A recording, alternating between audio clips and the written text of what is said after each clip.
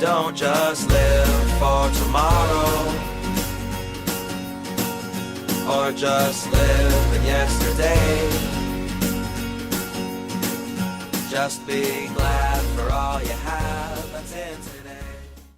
Hey everyone, Connie here, and welcome to my blind reaction to episode 7 of The Owl House. And I need to explain what's going on here, I'm sure, for some of you. So, a while back when I first started reacting to this, I dropped the series. And just to quell the confusion, it wasn't because I didn't like it. It wasn't because I didn't like the series or the characters or whatever else. It was because of one specific aspect of it that was bothering me extremely highly. And honestly, was keeping me from being able to enjoy the series otherwise. And that is Luz's mom and the major plot hole regarding her. Now,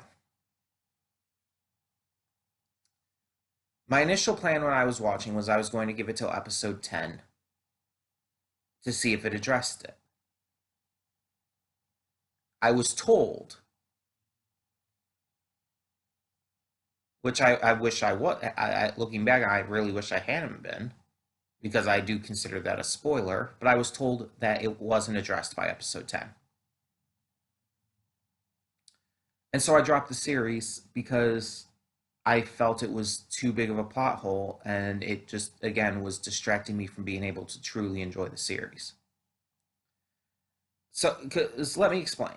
Basically, what I'm talking about is the fact that Luz had gone to this magical world and everything when she was supposed to be going to a summer camp, and yet her mom didn't seem to notice, despite the fact that the camp would have easily called and explained why she hadn't been there, or that she hadn't even arrived and stuff.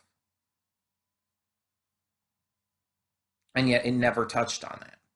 And it felt like a massive plot hole because it was. It's like, why isn't this being addressed at all? This would naturally need to be addressed. And I'll admit, back when I first talked about this, I was exaggerating how, I guess you could say, important it was. Um, it's still important. It's still a big deal. But I was acting like it was kind of the end of the world that they weren't showing that they weren't explaining that, going into that entire plot point. Um, and again, it's the reason I dropped it. Um, but since then, I haven't watched anything more. I haven't watched it with any other reactors or whatnot, and I just I just kind of grew bitter towards it, you could say. And again, I was overreacting, and I admit that although I still stand by that should be addressed, I was I was definitely going a little overboard. However, since then, I had been told that it does get addressed. I'm not told how, I was not told how. I was not told when. I was just told that it does eventually get addressed. And so I decided at that point that, you know what, I'll be willing to give this show another chance because I did enjoy it. I very much enjoyed it. It was, it's over exaggerated by the community as to how good it is, but I did definitely enjoy it. Because let's be honest, a lot of the community will will latch onto a lot of these shows and act like they're the best thing since sliced bread, and most of the time they're not. Um, but yeah, it's like I wanted to give it another chance because I did like what I saw of it. So I was just trying to figure out how to bring it back And then I decided maybe until I figure out a way, I'll start putting it like on my list for donation rewards and all, for ideas for that. So my Discord list, which has a list of a bunch of different ideas for donation rewards, was brought up and I put it on there. And so I waited. Meanwhile, still trying to figure out if I could figure out a place to put it back on the schedule myself.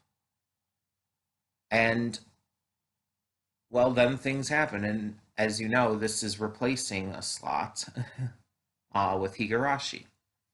Because Higurashi, um, as I already stated in a video, just it was too much of the original series and not enough new stuff, which it definitely was. That was really the only reason I started reacting to it instead of watching on my own time in the first place. So it's like, since there wasn't enough new stuff, it felt like it wasn't worth it at that point. Maybe it'll end up changing, and maybe it'll be worth coming back to, but probably I'll just have that be something for my own time. And again, I mentioned I might do reviews for episodes or something, or for the different loops, but we'll get to that when we get to that. Let's talk about this. So, because I ended up dropping that, I decided to open a second donation reward slot because we have a lot of donation rewards shows in the backlog right now, and I've been talking lately about wanting to get to them, and I even floated the idea of opening a second donation reward slot. Um, and so finally we are getting to do that. And so this was a donation reward for Smurflogs. Um, he wanted me to continue reacting to this series. So here we go. Here we are. Um, yeah, I don't know exactly what's going to happen. I don't know how the thing with Luz's mother is going to be addressed or when it's going to be addressed, but apparently it's going to be sometime after episode 10. I know that much just because I know it isn't addressed by episode 10. um, but I'm interested to see what more comes of this. Now, I I fully believe in being transparent with you guys about this. There is something coming in the future of this series that I know about. And it's probably something that a lot of you wish I didn't know about. I won't say exactly what, just in case there's anyone watching this who doesn't know.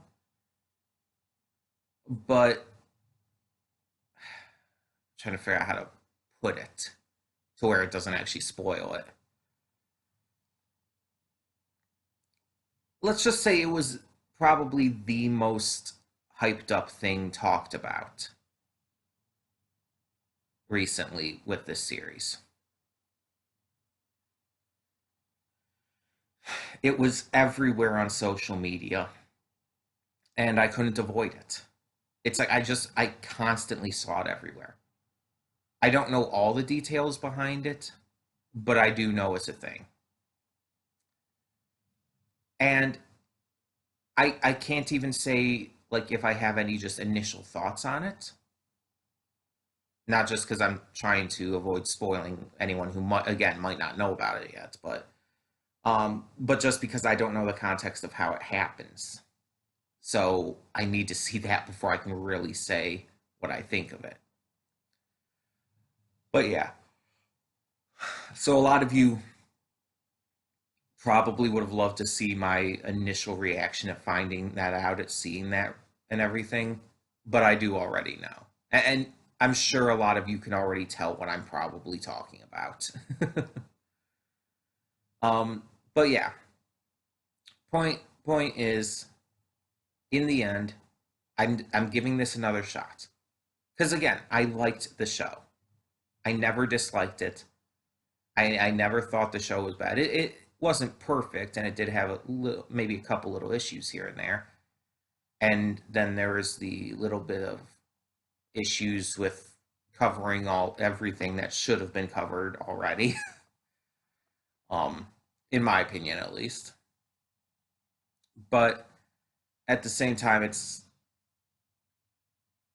I'm still willing to try again, try again, and see not only how that is eventually addressed, but to just see, oh, excuse me, how much more enjoyable the show can be. Because again, it's just it's always had so much potential with just its concept and characters and humor, especially. So we're just gonna get this started. We're gonna stop rambling on, and we're going to just hope for the best that this series ends up being good enough and enjoyable enough to want to keep going after all, which it probably will. I hope it will, at least. So, when the screen fades to black, pause this redirect and go to the description below. Follow the link to the reaction, and after you watch it, come back here to the redirect and resume play. Because after it fades to black and then fades back in, everything from that point forward will be my afterthoughts and will contain spoilers to the episode. So, that being said, thank you so much for tuning in, and I will see you at the reaction. And we are back, and we'll begin with spoilers in 3, 2, 1, now. So, I've noticed that this has kind of been a recurring thing for me. Whenever I drop a show and then decide to give it another chance to pick it back up, it almost seems like every time I do that, the episode I pick it back up on ends up being really good. And it's like I just happened to drop it before I actually got to that really good episode that would have possibly at least turned some of my thoughts around and maybe kept me from dropping it at that point in the first place. That happened with Dofus, and even though I did drop Dofus again, um, it's like it still kept me going again for a while. And now it's happening here, and hopefully, unlike Dofus, this series is more my cup of tea, and it seems like it would be, honestly. Like Dofus in general, like just wasn't exactly what I was looking for with the series, especially after having seen the movie beforehand. But with this series, this is definitely more of like my kind of show in general. So I assume it's not going to be quite the same situation. As for this episode, yeah, this was a really good one.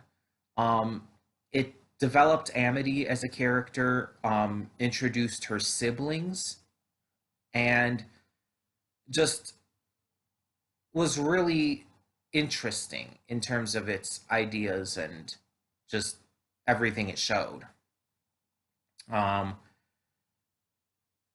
But it also had a B plot that was entirely unnecessary. And let's talk about that first.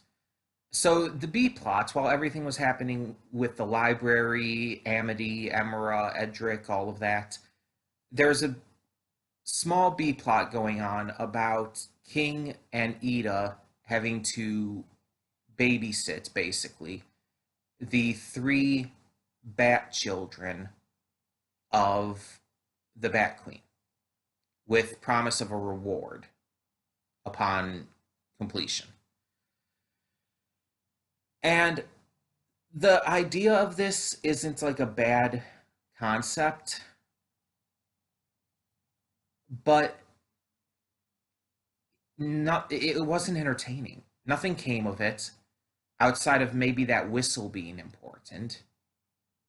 Maybe that's going to have a point to play in a future episode, but the actual like stuff we got for the B plot in this episode was just not entertaining. Like maybe that's just me, but it's like I was like, every time I went to it, I was like, can we just go back to Luz and Amity and all of that jazz? Because it's like, and it's not just to see like the more focused stuff. It's because the B plot was so uninteresting, so boring. It's like, why do we want to see Ida and King babysitting a bunch of bat babies? What is the appeal in that? I do not understand. Like it wasn't even. Here's the thing. That could be a funny concept if it were the focus, but because it was relegated to a B plot, they didn't do anything with it. It had such an insanely small amount of screen time and was just really unnecessary. It felt like it just kind of happened, and it's not even something that you'll need to remember going forward. So it just felt like it was taking time away from the A plot, which again is what I really wanted to see. And and I'm not saying that the A plot felt like it could have used more time to really feel complete or anything. No, the A plot was finely handled and paced and everything, but that doesn't mean that it couldn't have still benefited from extra time. Um, but all in all, it was just meh to me, honestly. Um, but then the A plot. So Luz goes to the library to return Ida's books, discovers Amity reading to children, and is introduced to her older siblings who get Luz into just basically causing trouble, pulling pranks and messing with things, just being general troublemakers.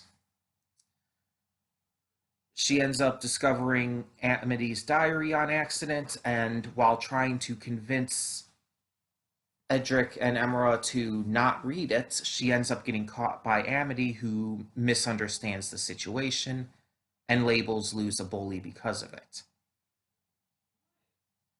Um, Luz and Amity end up, well, Luz tries to talk it out with Amity, and they end up getting caught by a storybook creature that was edited, and they have to work together to fix things, basically. It's not like an entirely new concept of rivals or enemies having to work together to fix an issue like this. Like, you've seen that before plenty of times, but the way it's handled here isn't really about that per se. This episode was purely and clearly with the intention of developing Amity. Like, we've seen before that Amity is not all bad. We've seen before that she has a softer side to her, but she's not wanting to let it out. Um, there was the point at the convention she made that pact with Luz. I don't remember all the details about it, but there was some kind of pact she made with her. Um, and it showed in that episode that she wasn't again as bad as she kind of lets on. Um, I think she's just trying hard to do her best and be the best, and it's kind of causing her to come across as cold, maybe unintentionally. But we see in this episode, like through the diary entries and stuff, that she has all these fears and these inadequacies and these even moments that are just like that just are blatantly like, oh, this is gonna humanize her. Like the entire thing, like I accidentally called my teacher mom again. And it's like it's a kind of a joke about that being like a thing people do. I've admittedly done it. I have admittedly done that. Um And I've heard of other people who have, and it's even been in other shows and stuff, here and there. It's just, I think a lot of like shows, especially like old Disney shows, would use it as like a gag, um, just as like just this really embarrassing situation. Um, and it's like I don't even know like what in a person's mind makes them make that mistake. Again, and I'm speaking as someone who's done it, but I don't know like where that comes from, um, or why that happens. But either way, um, it just humanizes her a little more, especially the way she says it in the diary entry. Like I assume the visuals we saw like were representative of her emotions and mood and the way she was like maybe feeling at the time. So when she said that line, it's like she seemed just like kind of in shock and embarrassment. And it goes to like just kind of make her feel more, for lack of a better word, human. um, and it's good to see. It's good to see for sure. Um, I don't know if Emma and Edric will be back. I assume they probably will. They didn't have much to them. They were troublemakers who bully their sister and just cause, well, trouble. Uh, and they kind of hide it under the guise of having fun. And it's just, I don't know, it just seems like they're not like horrible people or anything. It doesn't seem like that, but they just don't have a sense of, how do I put it? Restraint, I guess. It's like they weren't fully taught the difference between right and wrong, and that they understand when some things go too far, maybe, but the just pulling pranks and messing with things and stuff they don't see as negative. They don't. It doesn't equate in their mind as wrong. So it's an interesting idea and question as to what the show might do with them if they're brought back. Will they be reformed by Luz or whatever, based on the fact that they don't seem to actually be like evil or anything? Or will they just end up being continuing antagonists?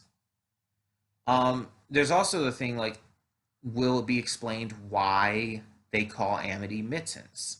There's probably a reason.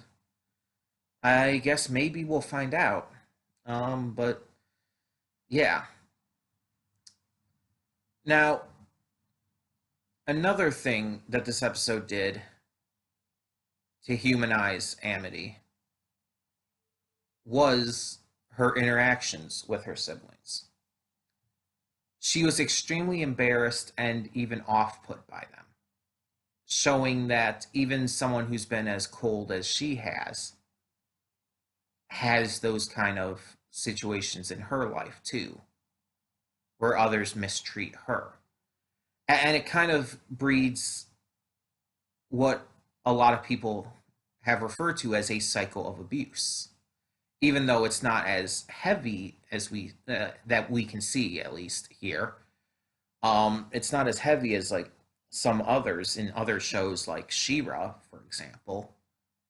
Um, it still exists, and the stuff that Edric and Emera are supposedly doing to Amity are at the very least embarrassing her in front of people, and at the most probably just bothering her in a very big way to the point where she's kind of it's kind of causing that cold personality. It's causing her to retreat from trying to accept and befriend people. Like maybe the reason she's so cold, maybe the reason she's especially towards Luz is because maybe she is worried about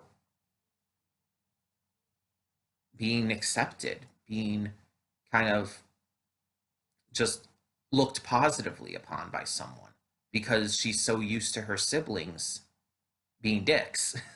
Maybe that's it.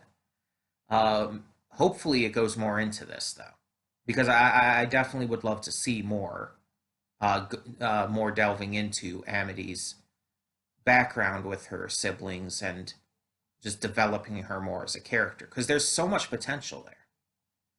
There is so much potential. Um, yeah. As for the entire part of the A plot with the books coming to life and all, I thought it was a neat idea. It's not anything new by any means. Like that's been shown in a lot of other scenarios, but um, it was fun.